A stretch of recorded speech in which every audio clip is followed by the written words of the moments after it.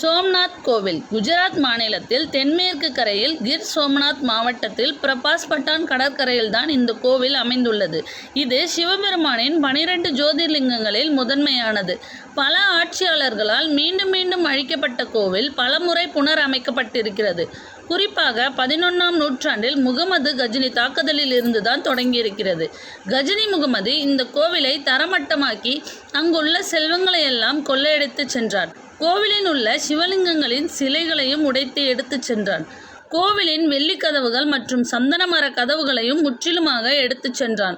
6 முறை தரமட்டமாக்கப்பட்ட இந்த கோவில் ஒவ்வொரு முறையும் மீண்டும் கட்டப்பட்டுள்ளது. இறுதியாக 1951இல் மீண்டும் கட்டப்பட்ட இந்த கோவில் 44 ஆண்டு கட்டுமான பணி நடந்து 1995ஆம் ஆண்டு கட்டி முடிக்கப்பட்டது.